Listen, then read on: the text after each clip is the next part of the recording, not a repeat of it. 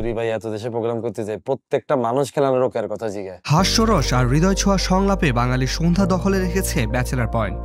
আর সেই সাফল্যের কেন্দ্রবিন্দুতে যিনি আছেন কাবিলা, যার পুরো নাম জিয়াউল হক পলাশ, যার মুখে রোকেয়া উচ্চারিত হলেই দর্শকদের কৌতূহলের আগুন দাউ দাউ করে জ্বলে ওঠে।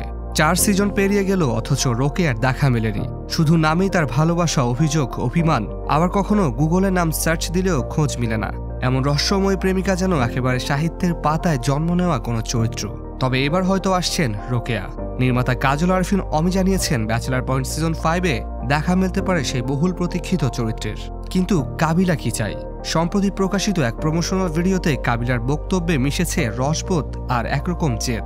ভাইয়া, রোকেয়া বাংলাদেশি হইলেও হইবে না। আমার প্রেমিকা হইলে সে হইতে হবে বলিউড, না হয় হলিউডের। আমি শিখাইয়া দিমু সে নোয়াখালীর বাসায় টইটুম্বুর কথা কইব। ভাই প্লিজ আপনি এটা একটা ব্যবস্থা করেন না ভাই, আপনি তো ডিরেক্টর ভাইয়া, আপনি তো চাইলেই পারেন ভাইয়া। অমি খানিকটা চিন্তিত হয়ে জিজ্ঞাসা করেন, রোকেয়ারে আনলে ইভার কি হবে? কাবিলা উত্তর দিল, ভাইয়া আমি আছি না। কাবিলা যদি 2টা গার্লফ্রেন্ড না থাকে তাহলে চরিত্র ওজন কই? রোকেয়ারে লাগবো, ইভাও লাগবো। আপনি চাইলে সব সম্ভব। এই যেন প্রেম আর নাটকের মাঝখানে দাঁড়িয়ে আছে এক সাহসী কাবিলা, যে নিজের ভালোবাসার গল্পে নতুন অধ্যায় যোগ করতে প্রস্তুত। তার চোখে রোকেয়া এখন কেবল প্রেমিকা নয়, বরং এক কল্পনার রানী, যার জন্য কাবিলা পাড়ি জমাতে চায় বলিউড, এমনকি হলিউডেও।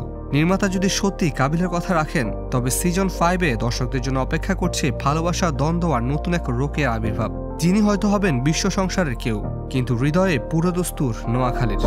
বলুন তো, এবার কাকে রোকেয়া হিসাবে দেখতে চান আপনি? দীপিকা, মার্গারেট রবি, নাকি অন্য কাউকে? কমেন্টে জানাতে ভুলবেন না কিন্তু।